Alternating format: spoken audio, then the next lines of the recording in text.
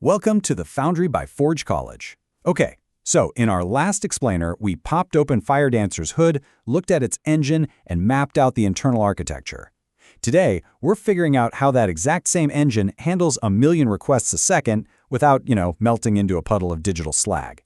We're skipping right past the vague hype and diving straight into the concrete cause and effect mechanisms that make Firedancer a literal scalability monster.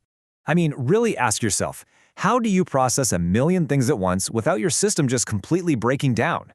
If you look at older, more traditional architectures, they honestly act like a highly caffeinated, single-threaded artisan.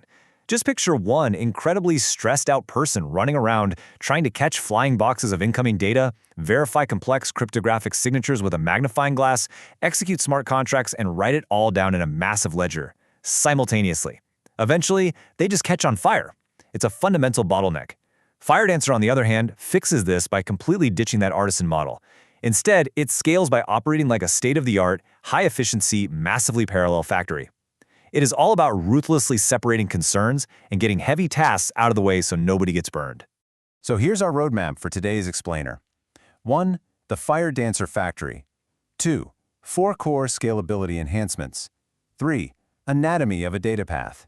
4. The Rust blueprint. And finally, 5. Latency versus throughput trade-offs. Let's get right into it.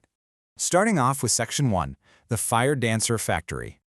Okay, so partitioned processing. It basically means dividing the validator's jobs into completely isolated, locked-down roles. Imagine our high-efficiency factory for a second.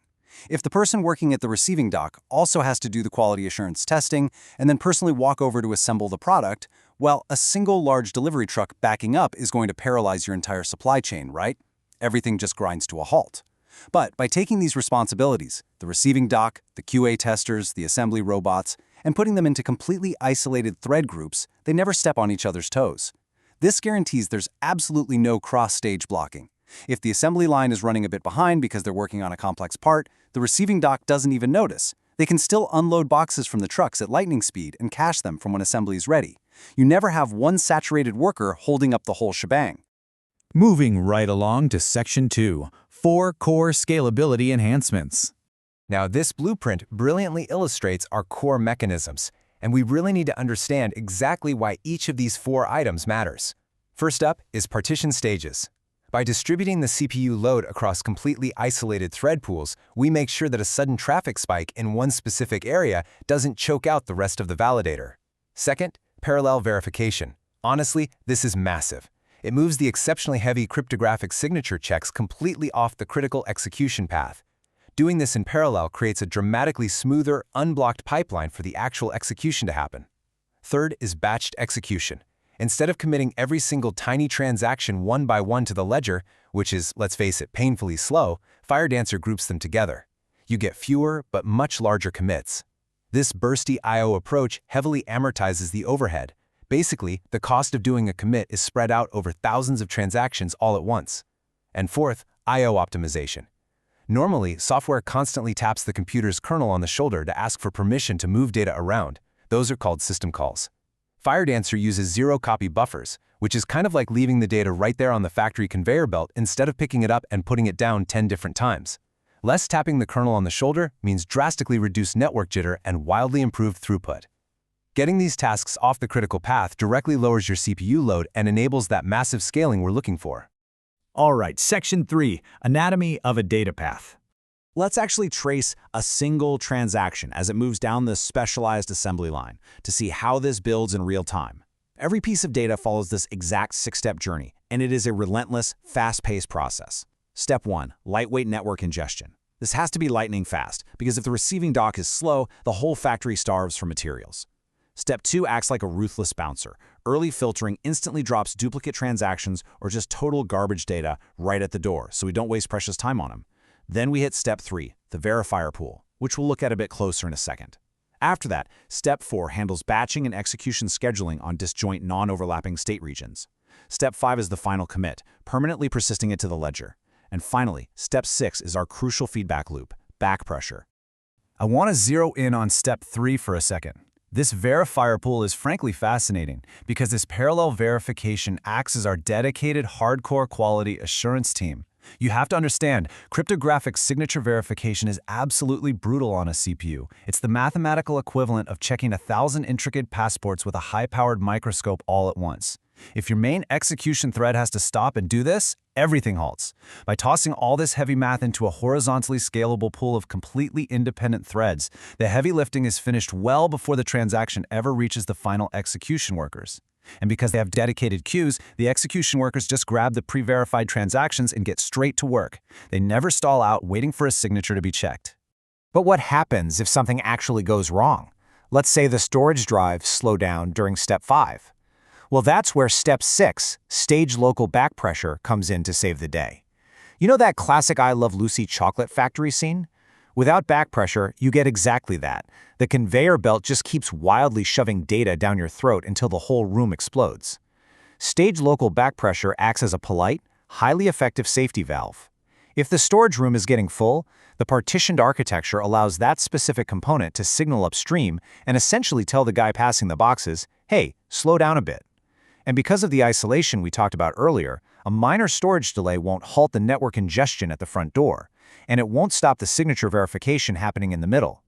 The back pressure is contained locally, keeping the rest of the factory humming along safely. Okay, Section 4, the Rust Blueprint. If you've taken other programming courses with us at Forge College, you'll love this part, because we can look at the actual foreman's instructions to see these concepts in action. Instead of a tangled mess of code using one giant global lock, the Rust blueprint uses a pipeline handoff architecture. We see an ingress loop whose only job is to push raw packets. We see a pool of verifier threads checking those signatures independently. We see executor threads mutating disjoint parts of the state. And the absolute magic glue holding all of it together, lock-free channels. In older systems, threads constantly fight over what's called a mutex, which is basically like having only one physical key to the single factory bathroom in a building with hundreds of workers. People just end up waiting in line, doing absolutely nothing, wasting time.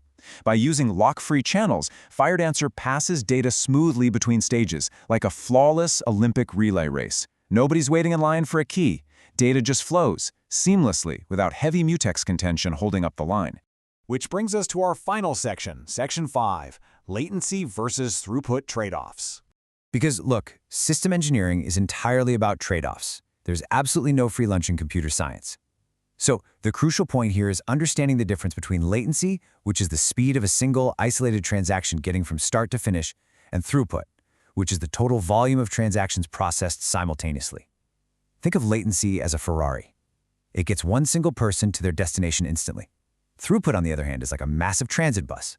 The bus might take a few extra minutes to load everyone up. That's your latency as you wait in a batch queue, but it delivers 50 people at once. Firedancer intentionally chooses the bus.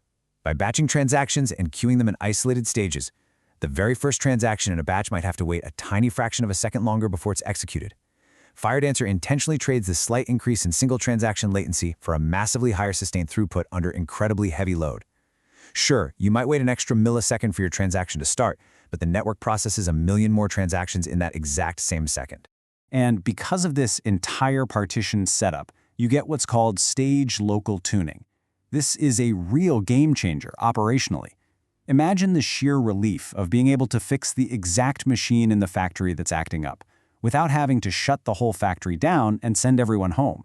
If you're running a validator and spot a bottleneck in your metrics, say your signature checks are maxing out your CPUs, you can perform stage local tuning. You just dynamically add more verifier threads to the pool to clear the backlog. You're scaling that individual bottleneck up. And the best part, you do all of this without altering your execution scheduling or restarting the entire validator. You just allocate more resources right where it's needed, and the factory keeps operating flawlessly. So as we wrap up this factory tour, take a step back and look at these incredible engineering leaps. From partition stages dropping cross-stage blocking to lock-free channels eliminating mutex contention. Really ask yourself, if Firedancer can fundamentally shatter the old limits of what a blockchain can handle, what entirely new classes of applications are developers going to build when throughput is literally no longer a bottleneck? Keep that provocative thought in the back of your mind as you prepare for our next module on optimization strategies. Think about how these mechanisms shift resource utilization across your hardware. And to dive deeper into this and plenty of other advanced Web3 topics, make sure to head on over to forge.college. Thanks so much for joining this explainer, and we'll see you in the next one.